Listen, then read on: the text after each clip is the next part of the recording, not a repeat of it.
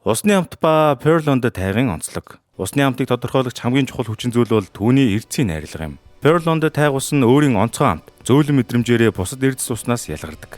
Энэ манай орны бусад эрдэс усанд ховор тохиох гидрокарбонууд, кальц, магний зэрэг эрдэсийн тэнцвэртэй найрлагатай холбоотой. Эдгээр эрдэсүүд усанд хамгийн зөөлөн хэлбэрээр агуулгадаг тул хүний биед илүү хялбар байгалийн жамаар шингэдэг. Ялангуяа гидрокарбонууд эрдэс нь эсийн төвшөнд детокс үйлчлэл үзүүлж биеэс хорыг гадагшруулах, бөөрийн чулуу үүсгээс сэргийлэх зэрэг чухал үүрэгтэй. Манайх шиг агарын бохирдол ихтэй орчинд гидрокарбонууд бүхий ус тогтмол хэрэглэх нь биеийн хор гадагшлуулах, тэнцвэрийг хадгалахад онцгой ач холбогдолтой. Pearl-онд тайг ус нь дагуулгадах, байгалийн эрдэс бодисууд нь хүний биеийн эрдэсийн хэрэгцээг нөхөхөөс гадна өдөр тутмын эрч хүч, үйл ажиллагааг тэнцвэржүүлж сэргээхэд тусалдаг. Дотоод тэнцвэрийн их ундраг, тайгын совд.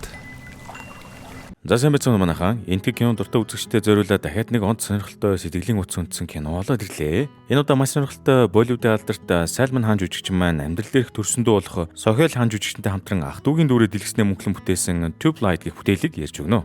Энэ бол ерөнхийдөө 1962 оны Сино энтгийн дайны эргэн тойронд үйл явдлыг хөгжилтэй сэтгэл дотно байдлаар харуулсан. Ер нь бол бас нэг төрлийн уйлуулдаг кино юм а. Сино энтгийн дай гэж юу болоод өнгөрсөн бэ гэвэл жаахан түүх газар зүйн хичээл шиг юм ярих хэрэгтэй болох нь л дээ. 1962 онд Хятад энтэг хоёр хил хязгаарын маргаанаас болж дайн эхлүүлсэн байдаг. Энэ гэхдээ нэг сар гарын хугацаанд үргэлжлээд дайн дуусгаад Хятад улс баруун төвд болон Шинжааны хооронд байдаг газар нутгийг харин энтгийг өмнөд төвд гэж нэрлэх газар нутгийг хянаж байхаар тохиролцсон байна. Өнөөдөр ч энэ хилийн маргаан бүрэн шийдэгдээгүй хоёр тал байнгын цэргийн бэлэн байдал байдаг бөгөөд үе зөрчил мөргөлдөн гарсаар байт юм байна.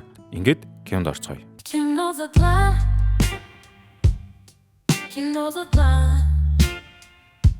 Кино маань энтгийн Жагадпур гих тосгонд амьдардаг Лакшман хүүг танилцуулснаар эхэлдэг. Тэдний сургуульд Лондонгоос Фредрик гих номлогч ирж Христийн шашин түгээн дэлгэрүүлэх гэж үтсэн ба бидний мэдхээр өдрийн гэрэл гэж нэрлэгддэг нэг тийм урт цагаан гэрлийн ламп бас авчирсан юм байна. Энэ ламп нь асах гэж нэлээд уддаг ба сургууль даяараа л үнийг анивчдаг гэрэл гэж нэрлсэн байгаа юм. Үүнээс улбаалж хөөрхийнхөө Лакшманыг ч бас бүгд анивчдаг гэрэл гэж нэрлэх болжээ. Бүх хүүхдийн сурж хөгжих хурд ижил төвшөнд байдаггүй шүү дээ. Ээж нь хүртэл түнд чиний тарих яг анивчдаг гэрэл шиг асах гэж өстө удах юм а гэж хэлж байсан гин шүү. Нэгэн удаа Лакшман хөө ах トゥ дөрвөн бурхны тухай гардаг жүжиг үзэж суухдаа ганцаардаж байгаа мэдрэн бурхнаас асууж л дээ. Намайг ч гэсэн дүүтэй болгоод өгөөч гэж гуйдаг ба энэ хүслэнд даруй билж 9 сарын дараа Барат гэдэг дүүгээ үлийдэн авч.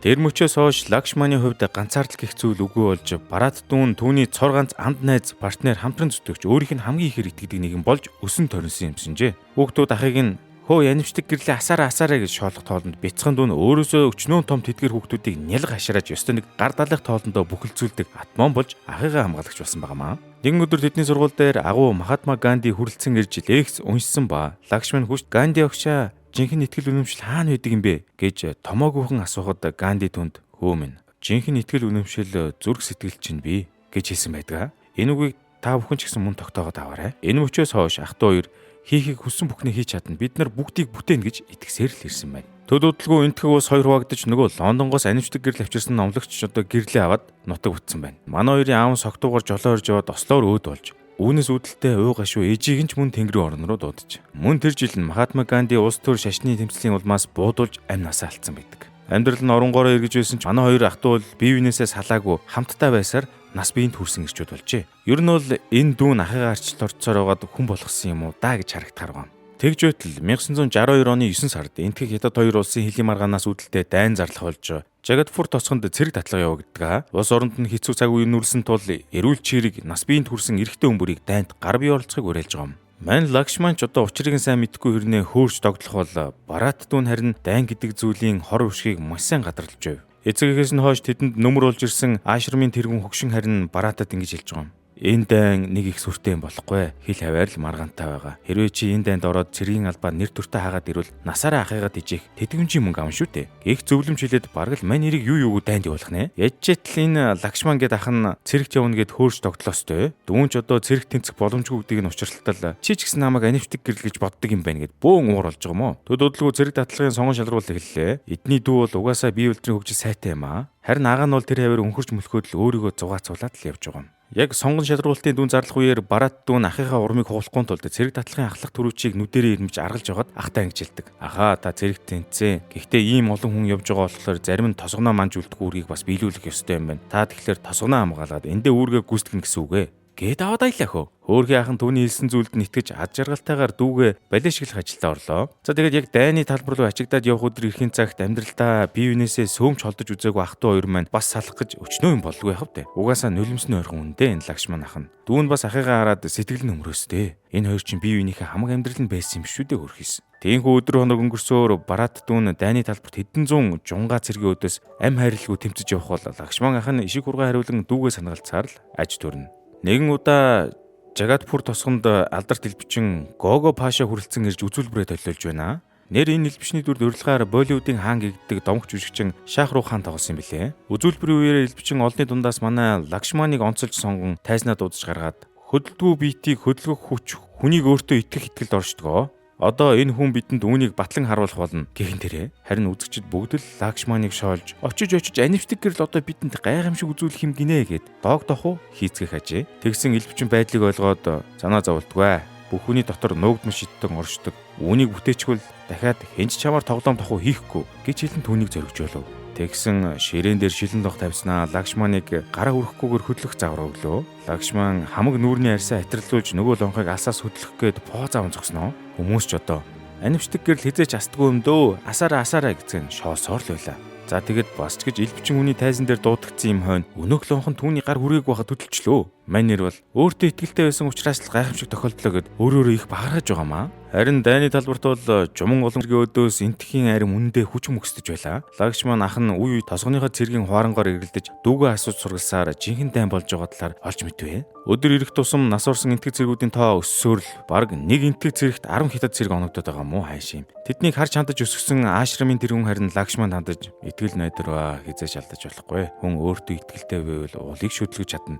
Ер нь энэ Аашрамын хамт олон бүгд л дайн тусдал биеийн том хэрнээ сэтгэл нь хүүхдээрээ Лакшманыг аргалах гээл хичээцгэх юм да. Нэг өдөр Лакшман ойд дуугад явж байгаад хятад хүмүүс тэдний тосгонд нүүж ирж байгааг олоод харчдаг. Тэгээ яа зүгээр ахав тосгон даяар зарлж болтой юм а. Тосгоныхын ч одоо дайсны төлөө хүмүүс ирснийг дуулаад учиргүй сандралдаж байгаа юм. Тэгсэн Нараян гэх бас нэг цэрэг тэнцээг өнөхөр хятад хүмүүсийн амьдардаг байшин галдан шатаах гэж байснаа баг өөрийгөө зулын гол болгох шахдгаа. Энэ явдлын дараа Аашрамын тэргүүн өвөө нь Лакшманыг бодлогогүй алхам хийсэн гэж зэмлж гарлаа. Махатма Ганди хэлэхдээ үзэн ядал бидний итгэл үнэмшлийг үгүй хийдэг гэж хэлснийг мартчихаа юу. Дайсан гэж харуул бүгд л дайсан. Анд нөхөр гэж харуул бүгд л анд нөхөр гэж айлтлаа. Маргааш нь Лакшман өөрийгөө хүчлэн байж хятадуудын гэрлөө очиход бяцхан хятадгүй түүнийг чавхаар харваад тавьдулсангүй. Дундаа авчиж банаалдах гэсэн ч амжилт олсонгүй. Өвөө нь бол түүний одоо ямар ч аргаар хамаагүй тэд нартай найзууд бол гэх чиглэл өгсөөр байлаа. Эцэст нь Лакшман Шивга бариад очиход хятадгүй ээж хоёр ашгүй гэрийнхээ гадна байж тарваа. Найз л ёохөө гэд очтол хинди хэлийг ойлгодог бүр ус цас шиг ярьдаг хүмүүс байх юм аа. Тэгсэн өөрсдөө бид чинь энтгэг хүмүүс штэ хизээч хятад очиж үзээгүй. Харин чи биднээс юу өсөв гэж авч байна. Манай хүн ч одоо би та нартай найзууд болохоор ирсэн юм аа. Мань Шивга эдгээтэл сахилахгүй хүн.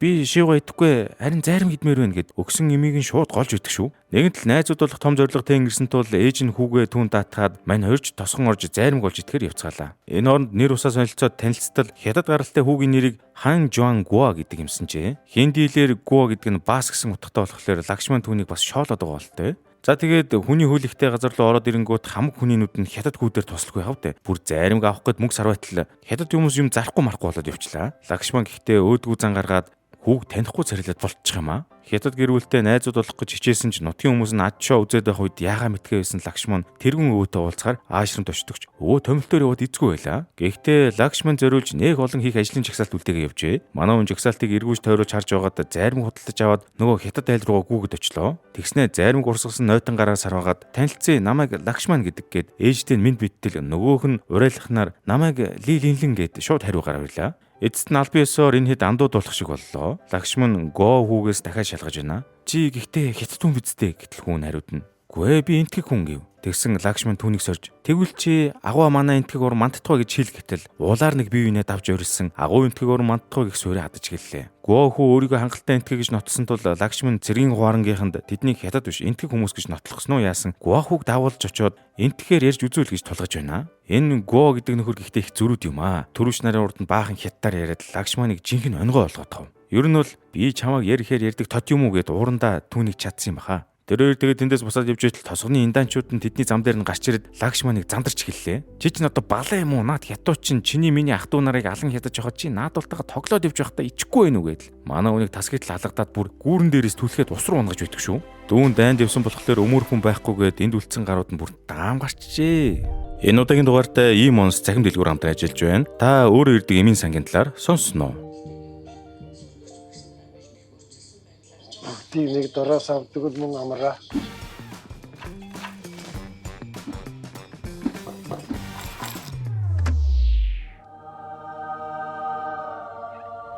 Жорийн цасаа илгээхэд таны ММ бүтээгдэхүүн бэлэн болно.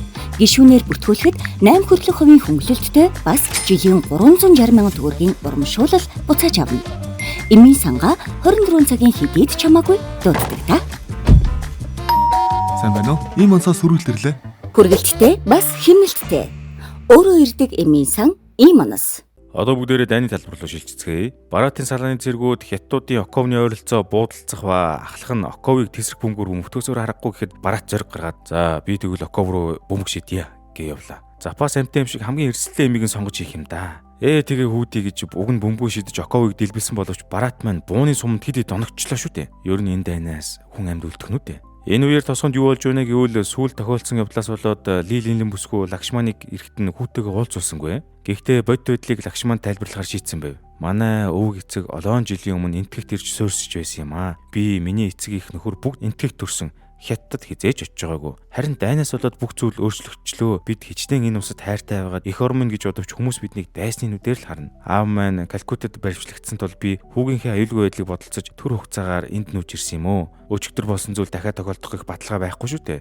Чи Гуата дахиад уулзаад ирэхгүй баха хэмээн учрлав. Лагшман хариуд нь нээх гонхтойгоор бид нар тэгээд найзууд болохгүй гэсэн үг үү хэмээн асуутал Лилинлэн хариуд нь юу гэж те бид найзууд хэвээрээ шүү дээ гэж хэлэхдээ зэрэгцэн Лагшман тэгвэл би даалгавраа биелүүлсэн гэсэн үг гэд баярлаад яваад өглөө. Энэ үед хөөрхий Гуа хүү гонхтойгоор Лагшман найзыгаа цонхны цаанаас харсаар хоцров. Эхний даалгавраа амжилттай биелүүлсэн Лагшман маань гутлын дэлгүүрээс дүүгийнх нь нүд унаадсан хос гутлыг худалдан авлаа. Худалдагч түүнээс наад гутал чинь бараатад их таалагдсан байж үлээ. Чи өөртөө авч байгаа юм уу гэтэл Лагшман үгүй би бараатад авч байна. Тэр удахгүй юу нэ. Учир нь бид өнөө өглөө хятадтай найз болсон гэж хэлсээр тэндээс гараад явлаа. Гүй тэгсэн амны бэлэг гэж байдаг бололтой. Дүүгийн талаар мэдээ ирчээ. Хуйхтэр бараат чинь сумд өртсөн боловч сум амнаас холуур буюу гаранд нь тус шархтаад ам үлдсэн ч цаашд байлдах боломжгүй гэсэн шалтгаанаар гэртээ ярих боломжтой болсон юм байна. Энэ мэдээг сонсоод Лагшман хөлн газар хүрэхгүй баярлан дүүндээ авсан шинхэн хос удлаа хүзүүндээ зүгт хам хурдаараа хоорн руу гүйчихлөө. Гэвч бүх юм түүний санснаар болсонгүй. Гэртээ харахаар ажиглаж явсан энтгэг цэргийн машинууд руу хятадууд тесрэг бөмбөг хайж довтлон ерөнхийдөө ямар ч сонголтгүйгээр тэдгэр цэргүүдийг олзож аваад байжээ. Ийм харамсалтай мэдээг сонссон Лагшман маань нос нулимстайгаа хутгалцаар өвөөтэй уулзахаар аашрамд ирдэгч өвөө нь томилтоосоо ирээгүй л байлаа.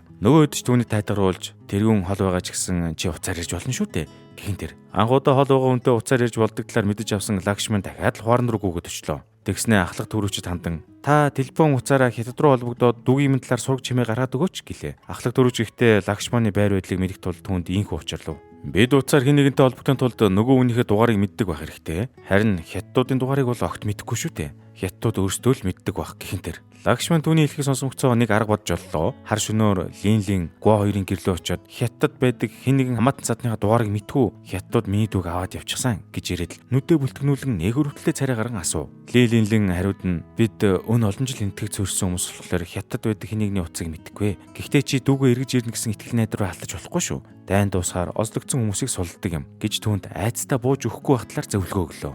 Манай өндгсөн өвгийнхөө бичүүлдээсэн айц айлах даалгавраа биелүүлэхийн тулд маргааш нь өндөр хавцлын уруу голын ус руу өсрөх хэд хэдэн ордлого хийж эцэст нь зоригтойгоор өсрөн орж өндрийн айцаа ялж чадлаа. Харин дараагийн өдөр нь Гуа найзтайгаа ярилцсан сугцуураа үннийг хэлж ярьдаг байх гэсэн даалгавраа биелүүлэхээр шийдэж.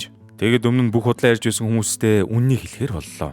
Хамгийн түрүүнд багангийн багш дээр очиод та намайг баг байхад хичээл өгүүллээгээд ангийн гадна зодон шитгэж байх үеэр би уурлаа. Таны зүг рүү ус асгаж байсныг санаж байна уу? Гэсэн чинь багш найрууд нь олон жилийн өмнөх явдал шүү дээ. Тим юм тохиолдож л байдаг. Гэтэл манай хүн яг үнэндээ би таны зүг рүү шийч гисэн юм а гэд үнэ хэлээ цухтаачв. Дараа нь санаартан дээр очиод би танд өмнө нэг удаа тахилын ширээнд өргөсөн сүг бурхан гарч ирээд дуугаад явлаа гэж хэлж байсан да. Яг үнэндээ би тэр сүг нь ууцсан юм а гэж хэлээд бас цухтлаа. Хамгийн сүүлд нь настай өгшнөд очиод эмгэнд нь Тэр жил нэг их бороо орж үерэлдэг шүн та намайг нөхрийгөө олоод ирэх чинь би олж чадсангүй гэд буцаж ирснийг санаж байна уу? Яг үнэндээ танаа нөхөр өөр эмэгтэйтэй уулзч байсан юм аа. Гэж хэлээд тэдний хөгшөнтэй хамт бөөндөө тэндээс цугтаж харагдана. Баахан хүний өнгөрсөн баларсан сөхөөд зөв ч юм уу, буруу ч юм уу. Ямар ч тач үнний араас хөөцөлдөх гэж хэрэндэл хичээх шиг боллоо энэ маань. За тэгээд Лакшман гүү хоёр дугуун дээрээ сундлаад өдөрт нэг удаа цэргийн хуаран ордог айлчлаа ихээр очтол ачааны машинаас бөөн авснууд буулгаж цэргүүдийн цогцыг ар гэрийнхэн түлээлгэн өгчгүй дүр зураг тэднийг өгтлээ. Энэ бүхнийг харсан Лакшманы дотор нь мухаарж чихээ даран уйлсаар зогсох ба ахлах дөрөж түүнийг хараад бараад тэдний дунд байхгүй байна. Нөхцөл байдал үнэхээр хурцдмал байна. Чи найзаагаа дагуулад хурдхан шиг гэртээ харь. Гэж хэлэн арай ихийн түүний сэтгэлийг тайвшруулв.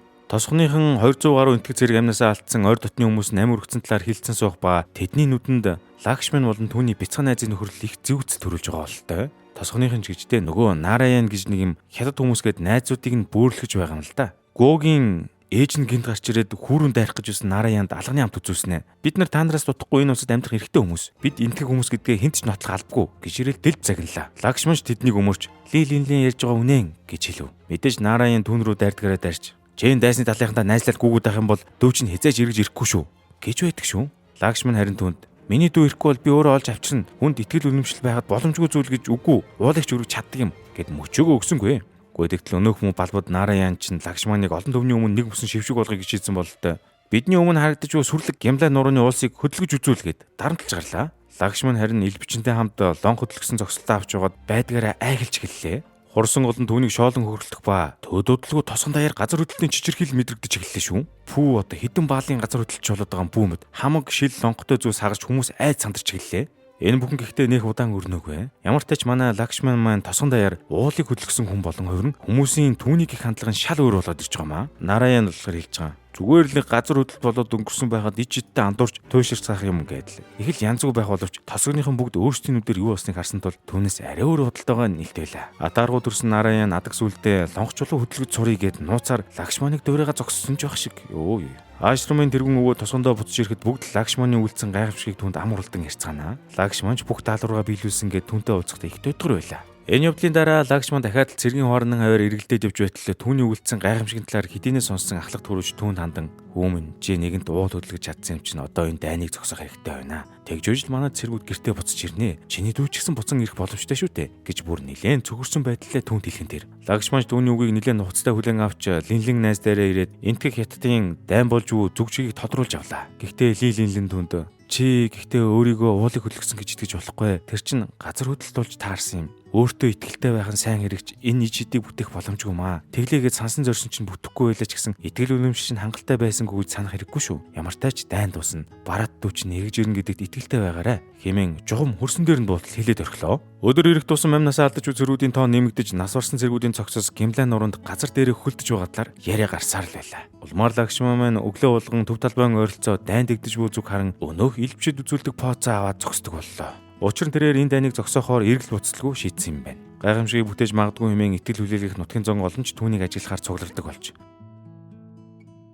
Нэг л өглөө илбчэдийн зогсолтоо үлдэхээр эртэл тосгоных нь түүнийг бүчээд авлаа. Юу болсон бол доо гэд хэлж ярихыг сонстол "Чи чадлаа Лакшман, гайхамшигыг бүтээчлээ" гэдэл ирээд л бөөн хөл хөөр болж идэх шүү. Учир нь хоёр улс дайныг зогсоох тал дээр ихний байдлаар санал нэгдсэн юм байх уу. Оройноор хэвих үеэр хамаг тосгоны ард түмэн төв талбайдаа цуглаад Лакшман зориулан олон нийтийг хамарсан бүжиг наадам зохион байгуулж байна. Нөгөө дүүг нэзгүүд Лакшманыг дээрлэхэд байсан Нараян хүртэл түүнийг хүлээн зөвшөөрч тэрж мэрсэн ч зогсож ах шиг. Хятад гаралтай андууд нь хүртэл тосгоныхон дундаа ороод цэнгэн хөгжилтөж гарч байна. Энэ үеэр 20-нд байсан лилийн аав сулагдсан гэр бүлтэйгээ эргэн нэгдэж байгаа нь харагдана. Дараа өдөр нь цэргийн хуаранд харин дайнд хүүхч шуухтаа илгээсэн гэр бүлүүд цугларч бөөн хил ам хийж байна. Учир нь зарим зэргүүдээс сураг чимээн таг чиг хэвээр байх бөгөөд дайнд дуусан гэж аль биесээр зарласан ч гэсэн зарим хил чимээн хүрээгүй бүглүү газар байлдаан болсон хэвээр байгаа юм байна. Энэ дунд нь хил ам татлахтай хизээний сайн Нараян байх бөгөөд тэрээр хятадуудыг бид нар сулж явуулчихад байхад яагаад тэд нар манай хүмүүсийг сул тавьж явуулдгүй юм гэдэл бүр эмх замраагүй байдал игдэчв. Тэгээд Лакшман руу нэг заналтай харж идснэ яваад өглөө. Харуу бүрий болмоц гэртээ унтаж буй Лакшман дээр Гуа найз нь уйлсаар хурж ирлээ. Түүнийг дагаад гэрт орчтол лилийн аав нь цус нүжиндөө хутгалдан газар хэвтэх ба шалтгаан нь Нараян ба түүний бүтэхгүй нөхдүүдийн тарьсан хэрэг байв.